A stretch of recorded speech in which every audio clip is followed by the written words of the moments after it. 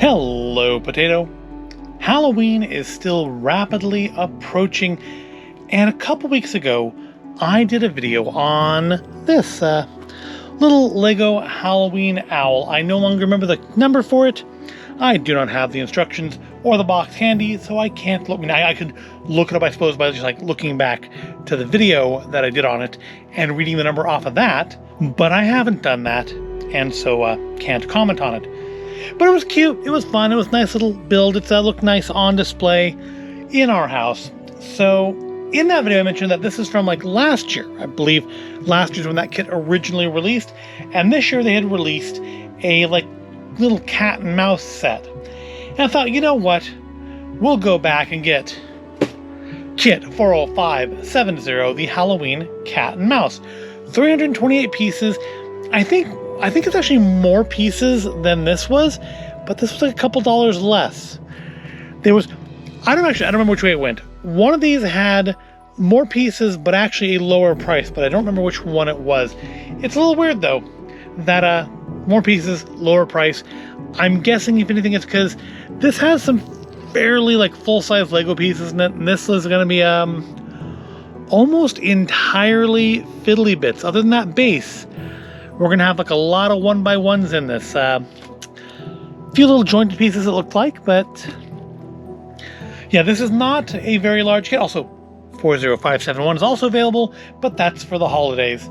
And while Christmas may be all over the shops now, it's not here in the void space just yet.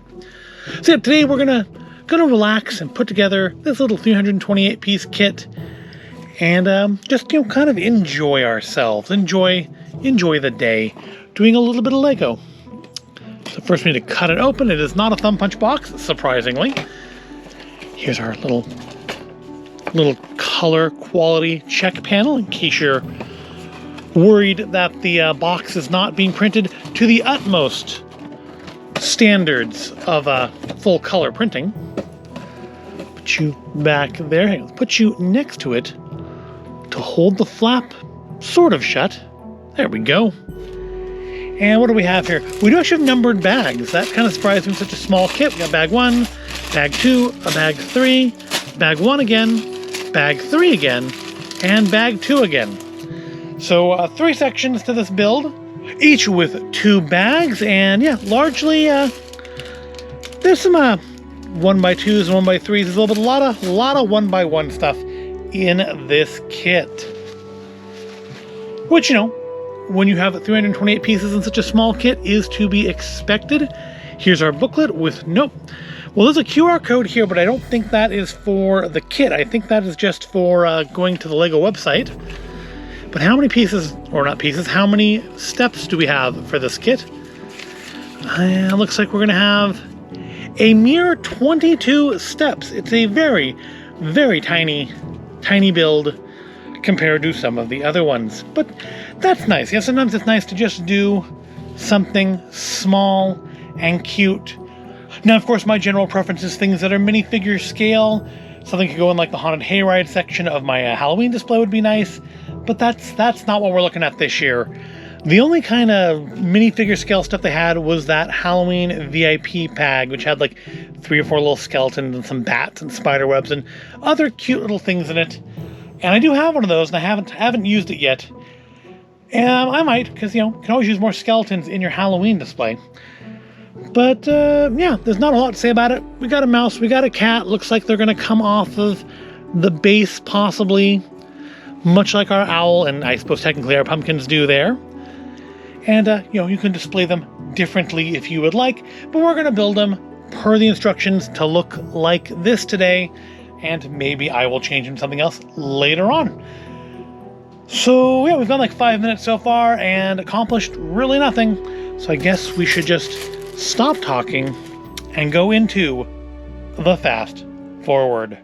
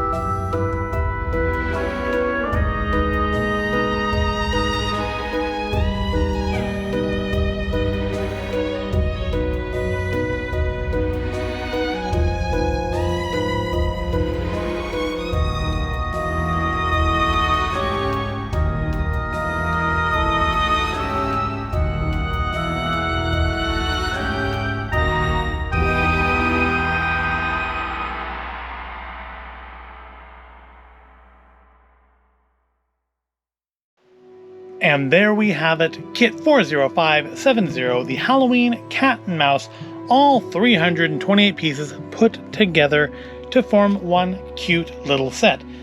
Now, of course, as even a moment's critical thinking would have revealed to me when I introed this video, obviously there was more than 22 steps in this kit. The 22 steps I was looking at was for bag 3. There were steps for bag 1 and bag 2, so there wasn't a total step count like a lot of kits have. And, I should have been able to put that together in my mind, that obviously this was not just 22 steps. Given that it is almost entirely fiddly bits, it would be impossible to put together correctly with only 22 steps worth of instructions. So as I figured, the cat and mouse do both come off of here quite easily, much like our owl friend over there did in his kit. Now, unlike so in the owl kit, if you remember, we had that little Easter egg of a bat hidden in the base. No Easter eggs in this one, no layered base to hide one in. So just kind of a little pumpkin patcher. So this does bring to mind the question. So on our owl, we had rather large pumpkins, which even then are kind of small for an owl, unless that is a very, very large owl, and those are very, very small pumpkins. Now, these pumpkins are minifigure scale, and yet our cat and mouse are humongous when compared to them. So that's a thing. Yeah, I'm not sure what this is supposed to be then. Maybe these are like those kind of lawn inflatables. Maybe that's how I work it into the haunted hayride. These are big like inflatables that are part of the hayride. I don't know. I have no idea why we have tiny pumpkins or an extremely low. I mean, honestly, that's a huge mouse anyways. I don't know if that's... I mean, it's supposed to be the whole mouse because you have a tail there. I was thinking first, is that just his like head? And I just pulled his tail off. Is that just his head like sticking up out of the pumpkin? But no, his tail is sticking out back here. So clearly that is the whole mouse. But that's either maybe it's a kitten. Maybe this is a kitten because that's a pretty big mouse. Because it is a mouse. It's not a rat. It does say mouse on the box. It is definitely canonically a mouse. So as far as the build went, the cat in particular was a little tricky, not only because I didn't follow the instructions correctly for about the first 5 or 6 steps into it, but just because it's kind of detailed, I mean, honestly, but these forelegs in particular here just kept kind of wanting to fall off while I put the rest of him together. And that was a little annoying. Definitely, I know this is for ages 9 and up, which makes sense given that, because that could be very easily, very quickly frustrating for younger builders. It's not that they couldn't do it, it's just bits of him falling apart. I mean, basically, I got about halfway through his body and the whole thing kind of fell apart on me when I was trying to put it back together correctly. So that could be frustrating. The pumpkin was easier, the mouse was fine, although that tail does come off very easily. I would say he's more stable put together, he's less stable put together, although he was easier to build, of course, being much, much smaller. And he does not come off of his base as easily as this comes off here. The mouse does not come off of the pumpkin that easily. I mean, you can take him off, but I mean, he's held on by 4 studs, not 1. He's not really meant to come off. Just like that's not really meant to swing up like that. It's just there to hold it at the right angle. I can put him back. Can I put him back? Maybe not. There we go. Now he's back.